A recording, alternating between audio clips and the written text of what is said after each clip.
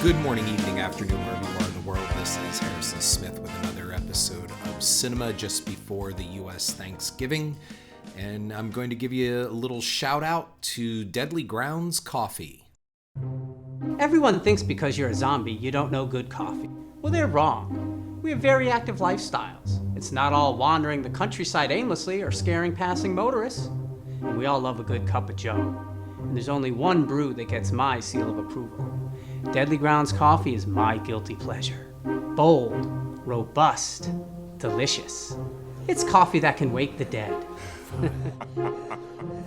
With over a dozen different roasts and flavors, Deadly Grounds can satisfy the most finicky of coffee addicts. The aroma is so intoxicating. It brings all of my neighbors out of the woodwork. Deadly Grounds Coffee. Coffee to die for and zombie approved. It's good to get a little deadly.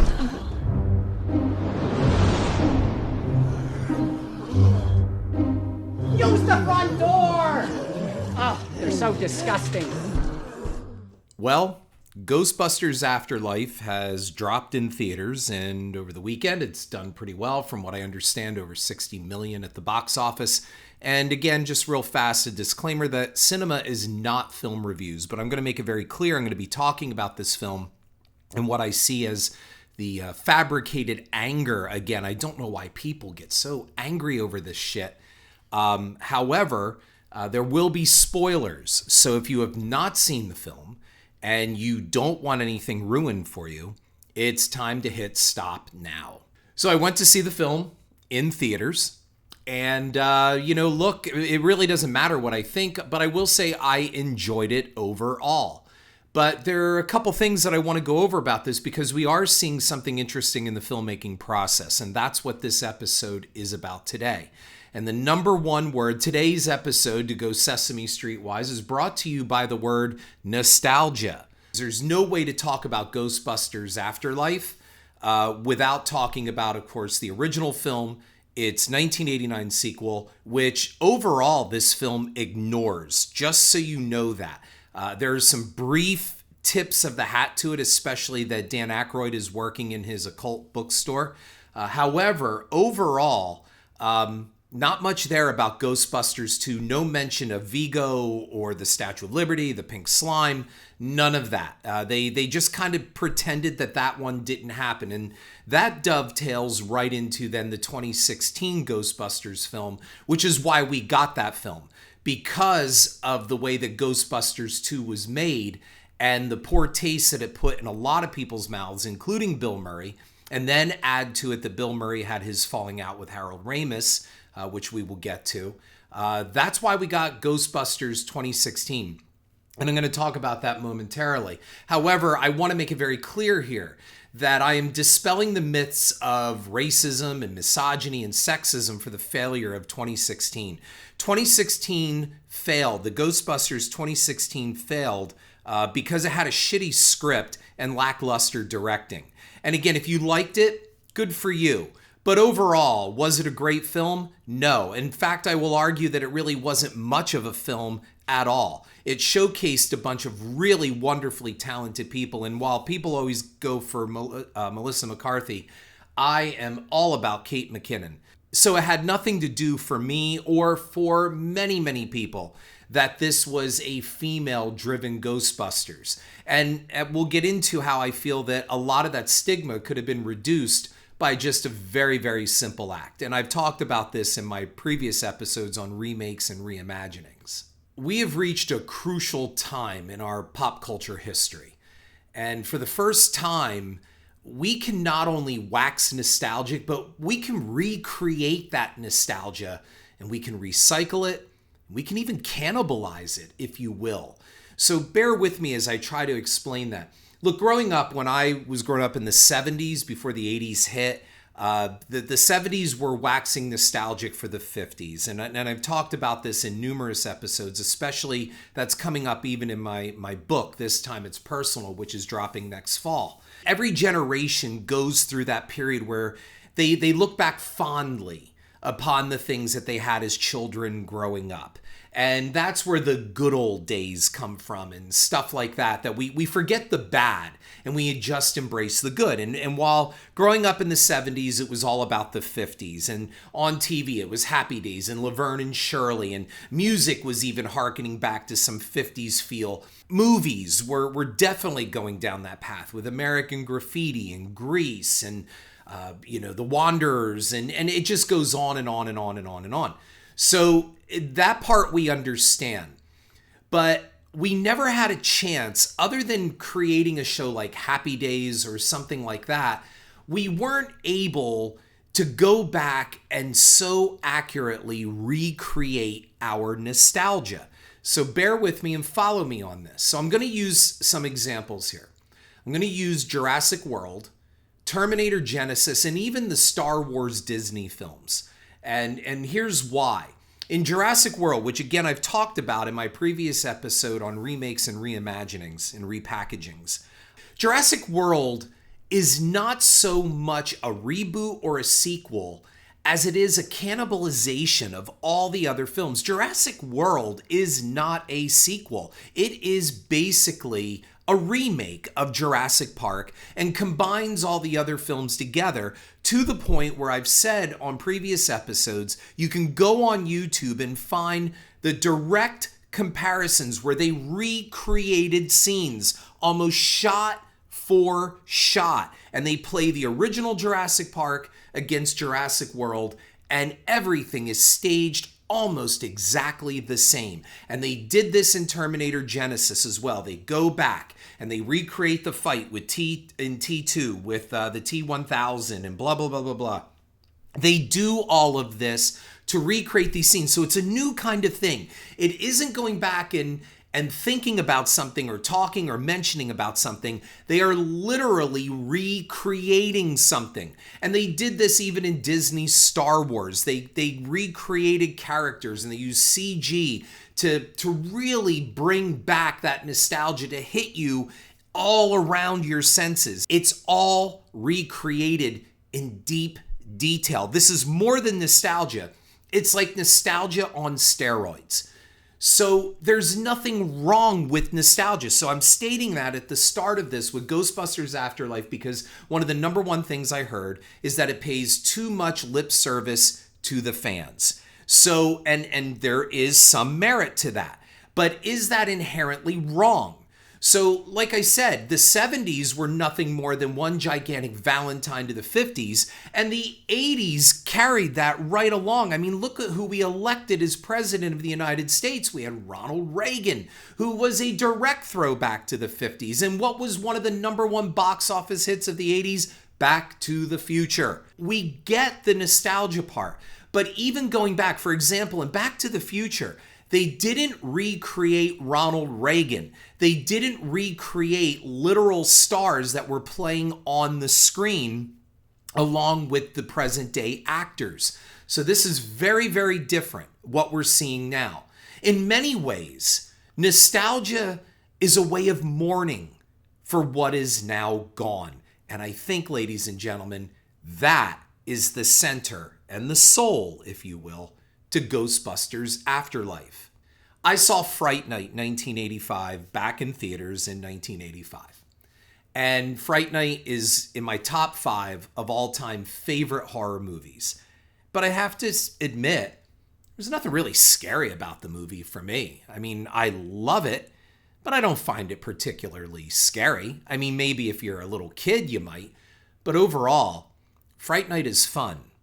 And why is it fun? It's fun because I grew up with those old horror movie hosts. I understood when Peter Vincent was acting badly on the screenshots of his old movies. I knew what the puns were. Peter and Vincent, Peter Cushing, Vincent Price.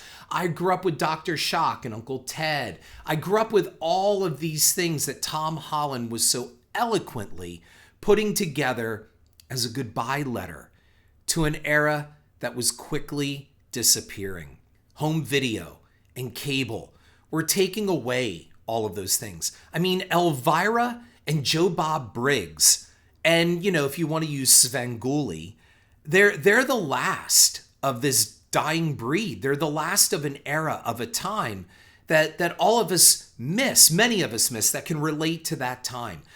As I wrote, and the reason why I wrote in my book coming up is a lot of kids today will never experience a movie the way that we did 30, 40, even 50 years ago. It's an entirely different time. The technology is different, and the viewing experience is entirely different. And to make my point, in Ghostbusters Afterlife, McKenna Grace calls Dan Aykroyd. She gets one phone call in the police station after going crazy in town trying to capture a ghost and almost destroying the town. Grace gives a call to Dan Aykroyd in his Ray's Occult bookshop. And for some reason, Ray answers, even though he picks up the phone and says, "We're closed." I just don't know why you don't let the phone ring, or most of all, let it go to voicemail or an answering machine. But anyway, and Ray's bookstore deliberately looks like it's still in 1989. It hasn't changed at all, and that's deliberate. And when the hand picks up the phone, it's a very puffy and much older Dan Aykroyd answering the phone. And they go back and forth. Now, I don't know why McKenna Grace did not just say, "I'm Egon Spengler's granddaughter." We have to go through a lot. See, that is one of the drawbacks to Ghostbusters Afterlife. It takes a long time to get to where we want it to go and where we know it's going. Why can't we just get there a little faster? But I digress. Let me get into that later. Dan Aykroyd on the phone with Egon's granddaughter basically says that, look, the 80s were a different time. Ronald Reagan was president and everything was good. Right there is the heart of Ghostbusters Afterlife and why so many people were sitting in that theater with me. That's exactly how they felt. That sums it all up for the 80s movies and 80s horror. That's why so many love 80s horror. I saw an argument to say, well, 80s horror was really the best horror. It was so well made. No, there was a lot of shit made in the 80s, but it was the historical context around that time that made all of this just seem better. So a quick look at Ghostbusters 1984. Why did it work? It worked because, again, the 80s were a time that if you didn't live through them, you have no context, you have no experience. It was an odd convolution of both liberal and conservative ideals that swirled together in what seemed to be kind of like this weird decade-long party. We had, again, President Reagan, who was a very definite conservative throwback. And yet we had at a time of cocaine and Saturday Night Live and MTV and rock and roll. It was a very, very weird time. And Ghostbusters 1984 tapped into that. Ghostbusters 84 was a good time. When you're sitting in the theater back then and you watched it, you could tell the actors were just having a good time. They had a blast. They almost couldn't even keep the smiles off their faces while they were delivering their lines. That's how much fun it was. And Ghostbusters 1984 was irreverent. It had some questionable things. It wasn't a kid's movie, and it wasn't trying to manipulate you emotionally. The number one goal of Ghostbusters 1984 was to make you laugh. The script was fun, the directing was fun, the imagination was fun, the effects were fun, and the times were fun. Then it took 5 years to get a sequel. By that point, the Reagan 80s were coming to a close. It was 1989. And Reagan's impervious stature had been dented a little bit through Iran-Contra and a number of other things that took place, where we also were starting to realize that Reagan may not be there all mentally as well after the 1984 election. So the country was gearing up for a different mood. Reagan was on his way out. George Bush was in, kind of thing. It was just different now. George Bush was just really nothing more than what we wanted to continue with Reagan. He was Reagan Part 2 and really not much of a sequel. So Ghostbusters 2 was a sequel for sequel's sake. It was the bad version of Ghostbusters, and I don't care if you liked it or not, that's fine. And you may disagree with me, that's fine. Art is subjective. But the film's opening weekend dropped by almost 40 to 50% by the second weekend because audiences realized, oh, this one isn't going to be as much fun.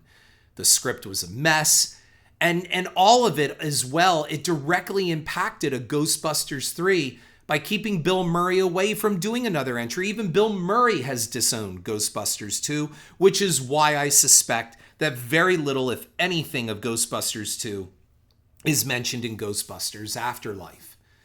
Now, Ghostbusters 2, when you hear Bill Murray talk about it, it was like, yeah, we were kind of sitting around and talking about, oh, we should do another one. And these ideas went back and forth. And however, yada, yada, yada, it's not the film I signed up for. I don't know how that happens. I can't imagine Bill Murray not having some kind of creative input on the sequel to the highest grossing comedy of all time. I really doubt that highly. But regardless, we didn't get a Ghostbusters 3 anytime soon until now. How does Ghostbusters 2 relate to 2016? Well, between that time, after the 1989 film of Ghostbusters 2, and Murray having a bad taste in his mouth, Murray went on to work with Harold Ramis on Groundhog Day. And they had a falling out, apparently. This is at least what I've read and I know. I do not know both men. I did not know Harold Ramis, and therefore I don't know the whole story. Only Harold Ramis and Bill Murray really know the true story. However, the origins of the feud seem to have started when Ramis actually had the nerve to call Bill Murray out for his very bad behavior and punctuality and just really, poor workmanship on Groundhog Day. In other words, Bill Murray had sunglasses and was acting like a big star, and Ramis was like, look, we have a movie to do. Murray didn't like it. They had a falling out, and they didn't talk until basically Ramis died. So if that is accurate, I don't know. I'm sure, again, if I really wanted to look into further details, I just don't want to give it all that time. The fact is both men had a very personal falling out, and which I guess Ramis tried to patch up a number of times, but Murray wasn't having it. And that came from Ramis's own daughter, who had said that. In the end, apparently both men did patch it up. However, it was apparently a little too late to do that. Too little, too late kind of thing. So without a Ghostbusters 3, a legitimate Ghostbusters 3, we got the 2016 film. Now, Bill Murray, and I've talked about this in my previous episode, Bill Murray said that he would not do a Ghostbusters 3 unless it was of really high quality because of the poor reception of Ghostbusters 2. And yet, Murray and Aykroyd and Hudson all turned out for Ghostbusters 2016 in these stupid, irrelevant cameos that serve no purpose other than simply to say they're the original Ghostbusters and to lend some kind of credence to the film to give it legitimacy so it performed at the box office. And you know what was really painful was to watch the original three go out on the press circuit and talk about the film in a positive light. You could tell that it was almost like a shotgun wedding. They were doing this so totally against their will. None of those men believed in that film. But they did their contractual obligation, and it was only later that Dan Aykroyd really talked some shit about the film's director. But 2016 also lacked historical context. It was made because Sony could make it, and they couldn't make a legitimate Ghostbusters 3, so they thought, well, let's see if lightning will strike again. The problem is 2016's film had nothing to say. You got this great cast of very funny women, and it doesn't matter if it's women. It could have been men. This movie would have sucked. If you would have just taken out the women and put them in that same script with the same direction with men, the movie would have still sucked. It doesn't matter whether it's a vagina or penis. It doesn't matter. But the talk of the early online hatred, of all of that, like people talking about Leslie Jones and saying race, look, that's all inexcusable. I'm not denying that shit happened. But the film did not die because of sexism, misogyny, or racism. It died because it had a terrible script. And Ghostbusters 2016 is fun if you're like 6 years old. And that's really about it. But we got 2016 because we couldn't get a Ghostbusters 3, a legitimate Ghostbusters 3. So now we have our Ghostbusters 3, and instead of sticking the Roman numerals behind it or a number 3 behind it, we call it Afterlife. And in many ways, that title is appropriate.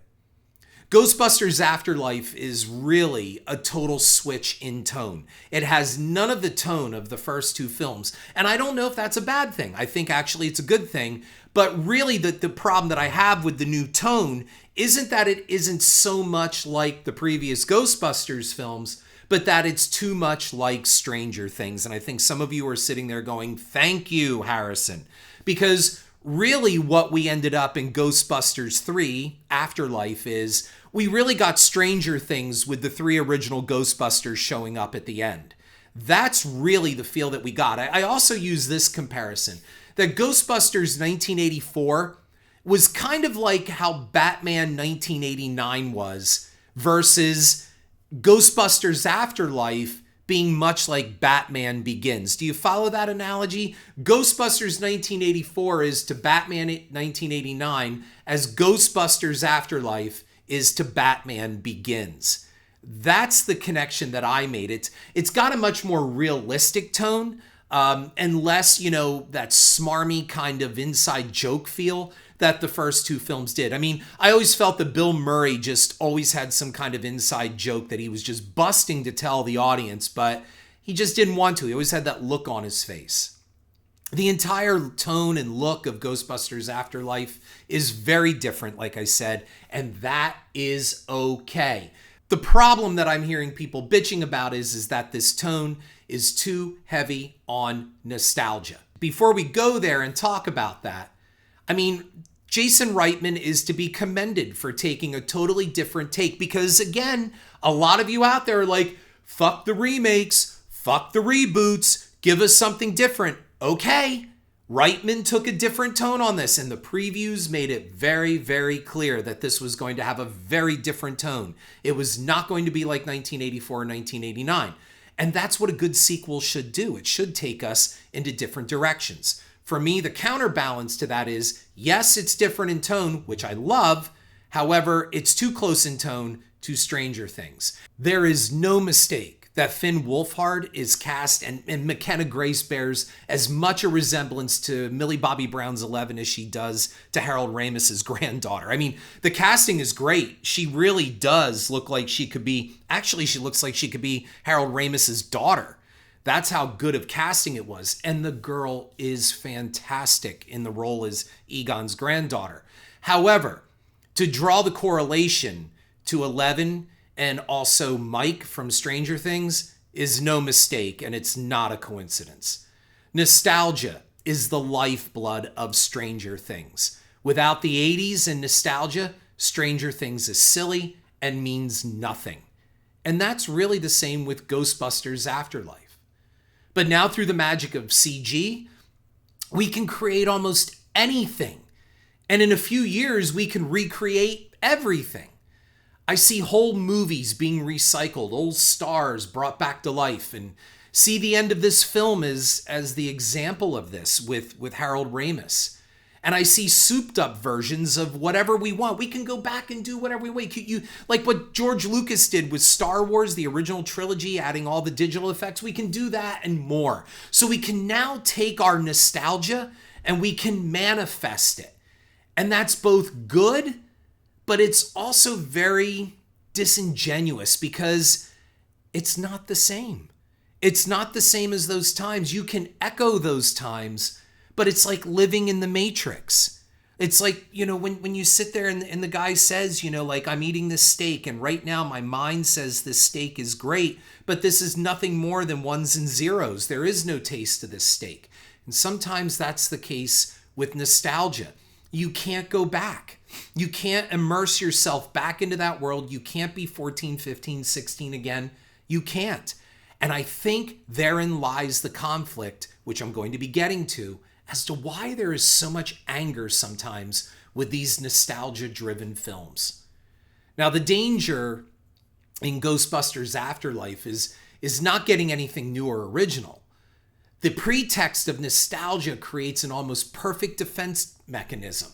You don't dare criticize Ghostbusters Afterlife or even a film like Halloween Kills because of its nostalgia, its sentiment. And it's truly loving and sweet tribute at the end for Ghostbusters Afterlife to Harold Ramis. How can you talk bad about that? I mean, I gotta tell you, man, sitting in the theater, man, I had tears in my eyes. And I was watching that ending going, oh man, but I'm not just having tears in my eyes for Harold Ramis.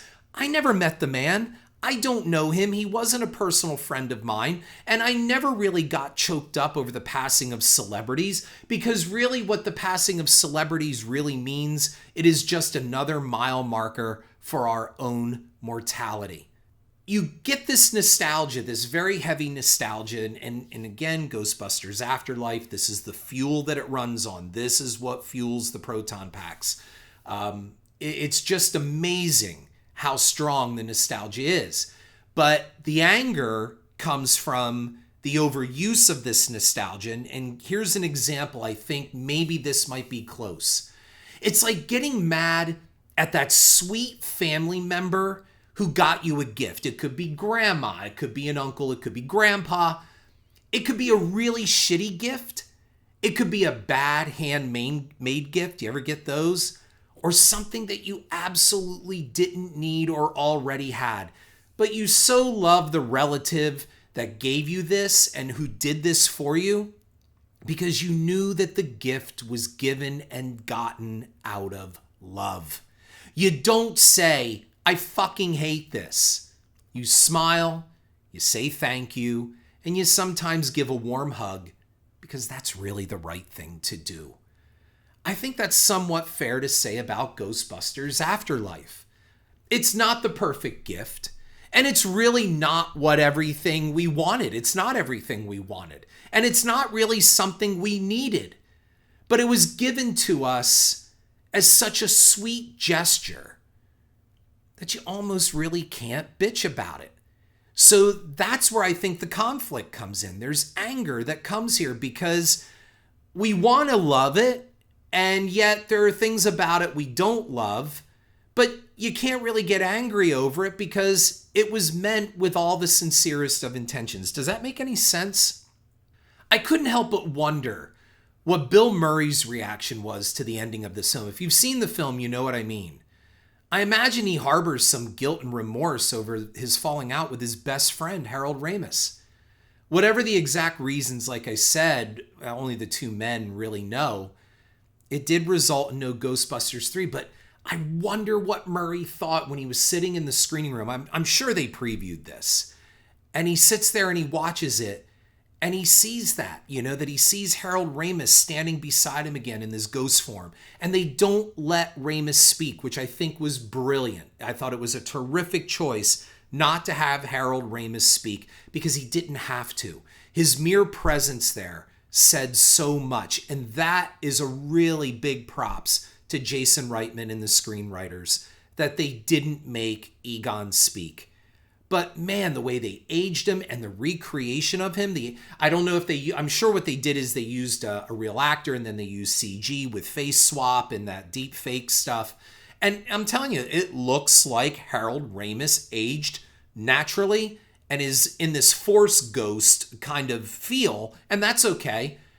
But man, was it such a sweet and fitting tribute to him. But that argument that Bill Murray had with Harold Ramis ostensibly makes Bill Murray to blame for Ghostbusters 2016. The other problem is, with all of this, you have this deep nostalgia that at the end, you really can't criticize it. I mean, the three original guys show up. The Ecto-1 is there. The kids are doing their kids thing, and they're all out of control, and they don't know what to do, and they're trying to do the right thing and fight Gozer, the bad, guy, woman, monster, it. But the problem is, it takes place in a backyard, in a cornfield, like on the edge of a cornfield. This is where the big climax takes place, and the Ghostbusters just kind of step in. Like, they don't run, they don't move around, there is no, Gozer throwing them left and right. I mean, she does something where they get thrown back against the car kind of thing. But to me, as a filmmaker, it kind of smacked of a one-day shoot. That's what it was. Okay, get the three of you in here, and we're going to shoot you. Maybe Dan Aykroyd gave a second day to shoot the the bookstore scene.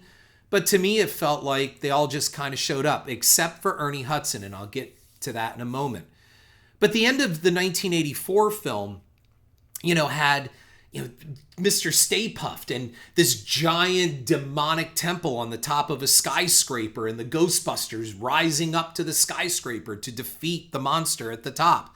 And even in Ghostbusters 2, we had a giant walking Statue of Liberty, and we had the pink slime running in the sewer system below New York. And we had, in the first film, we had that Sheena Easton looking Gozer, which Gozer the Gozerian pretty much looks the same in this one, to meet our boys for one last round.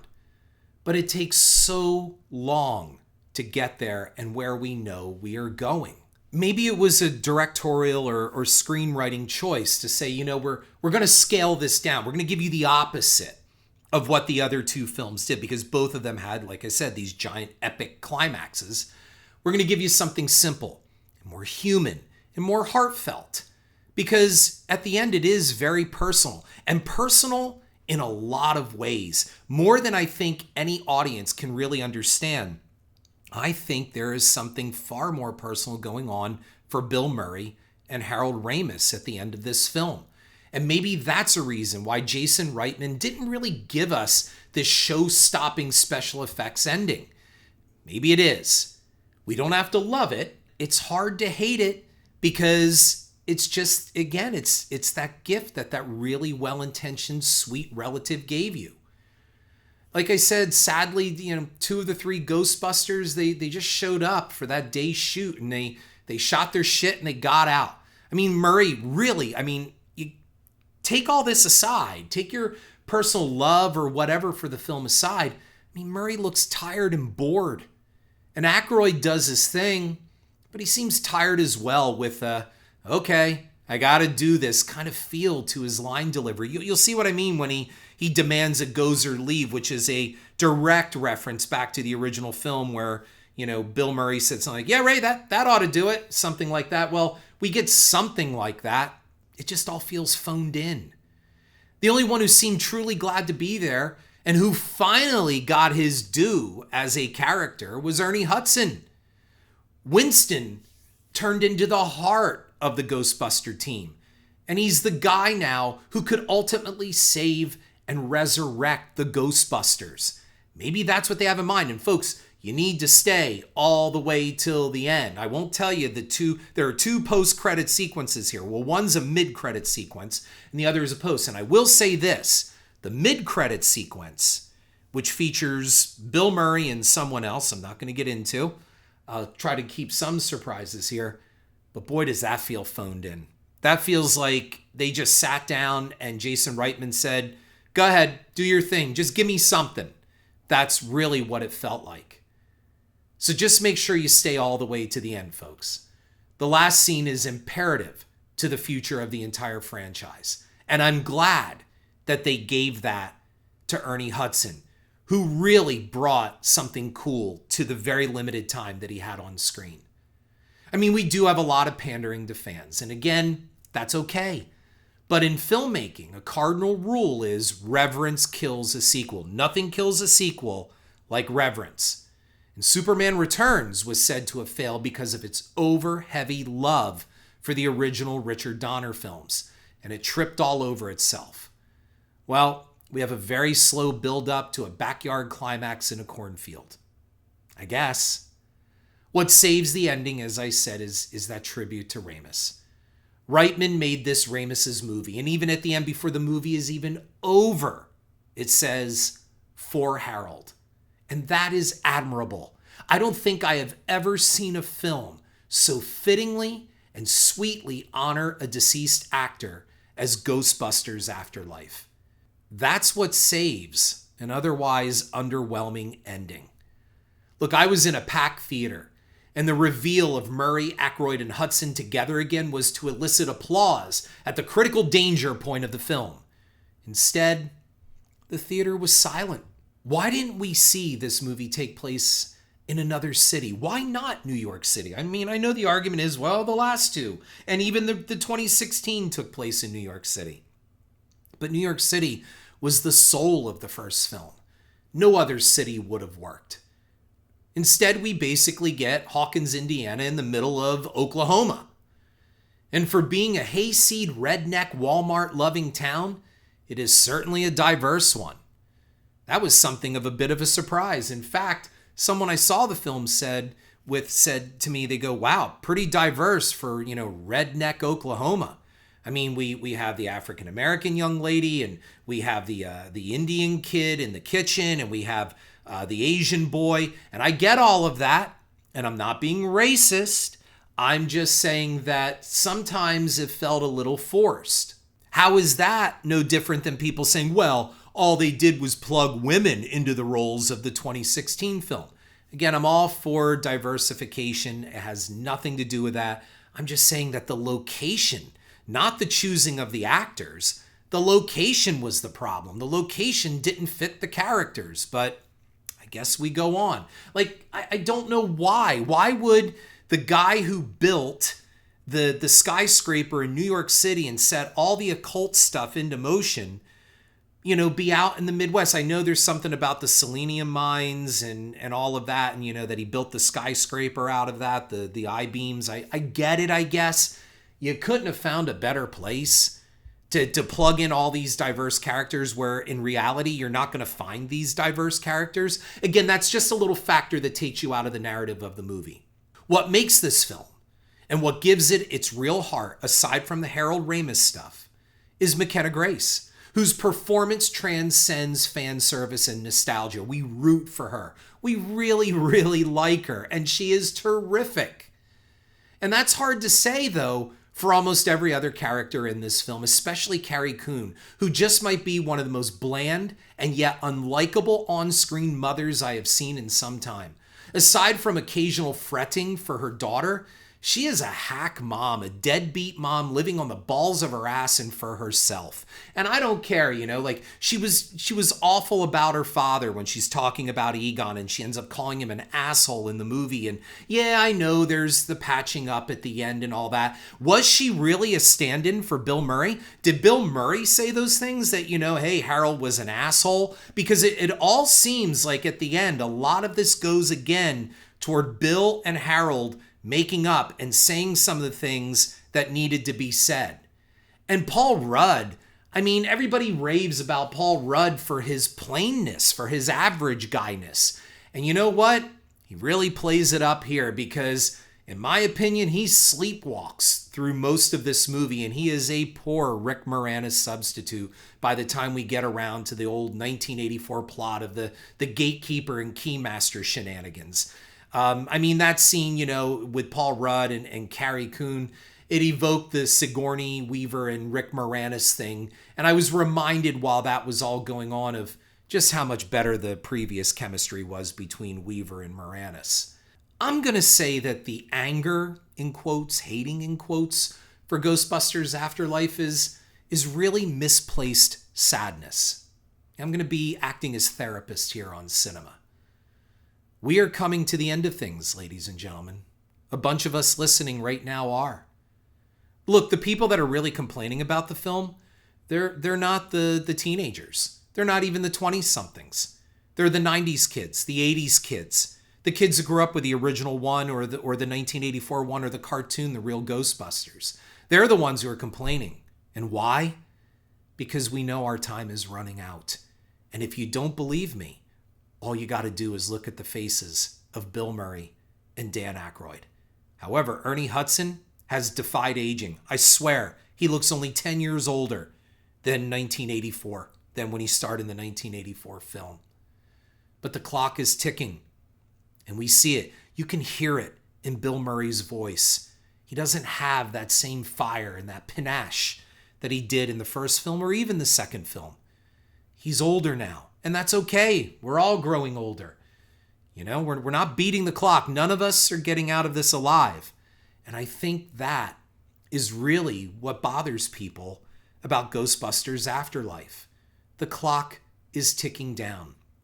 And maybe there's an unconscious anger about this because we could have had more of these films instead of that 2016 piece of garbage. If only Ramis and Murray could have patched things up. We could have had more fun over the last 20, 30 years. But it wasn't meant to be. And instead, a squabble killed it all. And we got that shitty 2016 reboot, which wasted even more precious time and more talent. The alleged anger the three original Ghostbusters feel in the film for Egon, and they mention this very clearly, could easily be a commentary for Murray and Ramis's feud.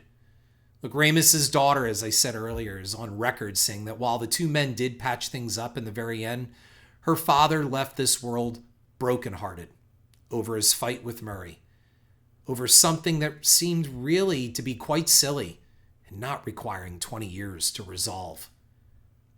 I told you, I choked up at the end of Ghostbusters Afterlife.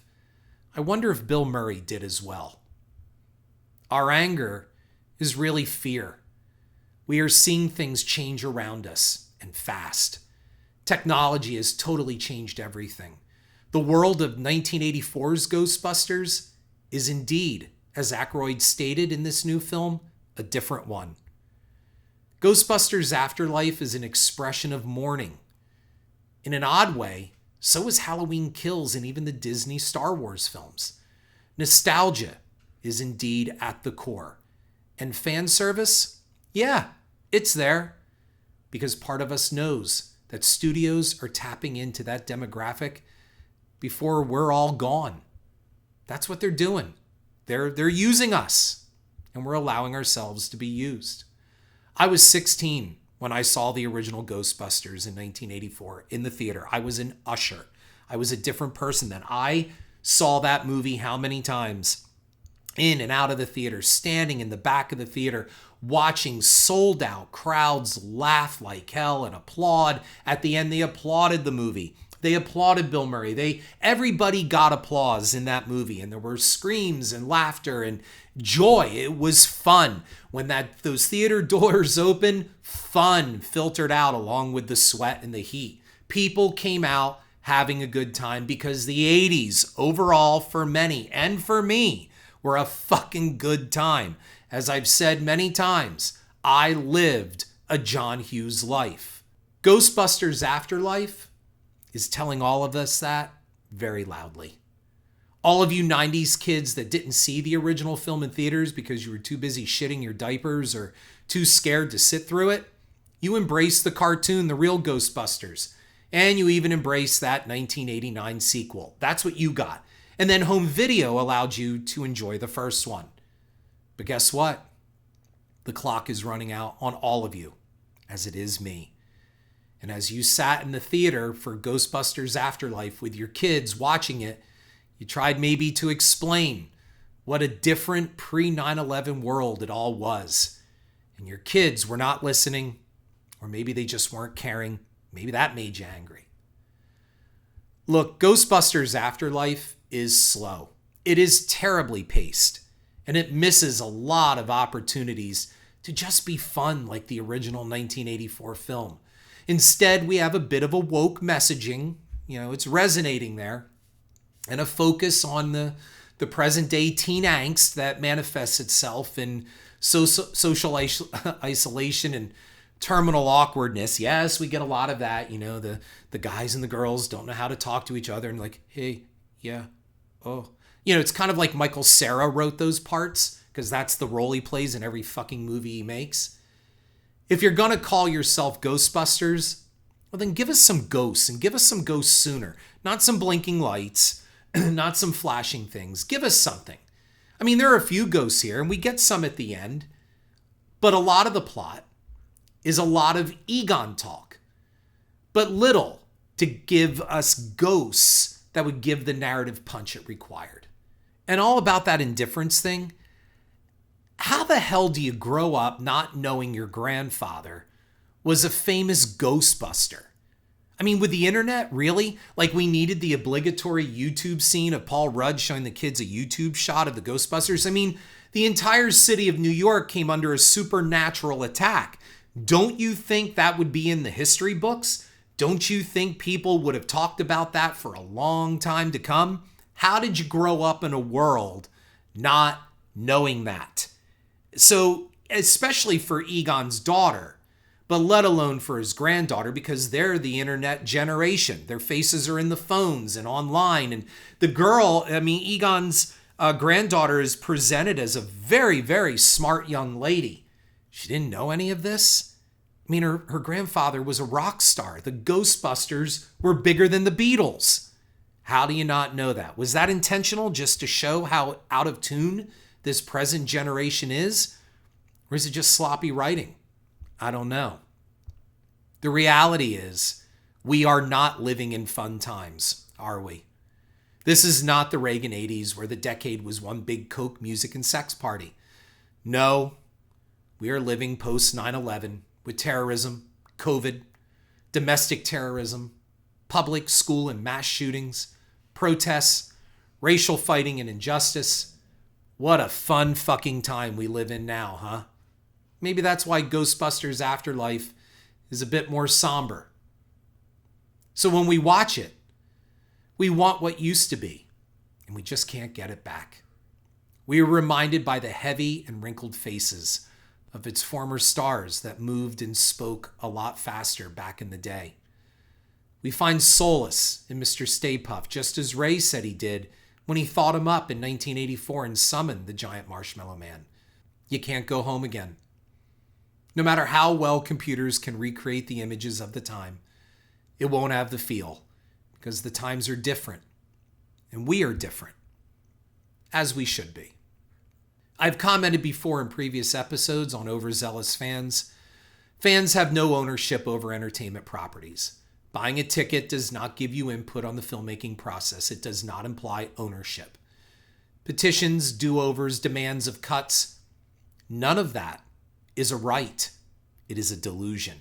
But perhaps it does show a lack of personal ownership over one's world, your own world. You can't control yours, so you try to seek control in overzealous fandom. The reaction to Ghostbusters 2016 was not about racism or sexism or misogyny. It was about fucking with our memories and what we hold to be beloved. However, we need to demand better of our entertainment. By not doing this, we get what they give us, and we pay to see it and support it and accept it. Look, enough people saw Ghostbusters 2016 to have it make over $200 million. That's a lot of tickets. Someone saw it. Stop being angry. A lot of you are just sad. I know I was. I didn't laugh much in Ghostbusters Afterlife, but I did cry. I wept for a time long gone. I wept for the 16-year-old boy that stood in the back of the theater where he worked and watched packed houses laugh at "He slimed me." I wept for my youth and knowing that time is moving even faster. We've lost one original Ghostbuster, and time is going to take the others.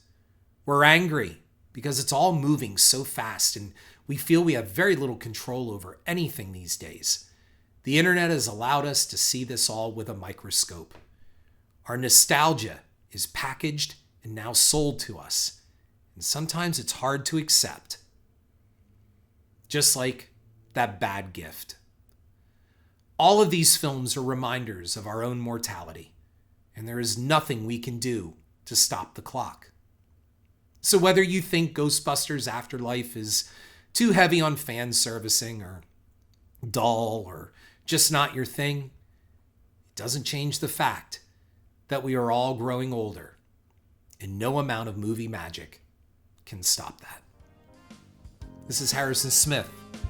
If you're celebrating this week, have a terrific holiday. I wish you all well and look forward to talking with you again very soon. Thank you.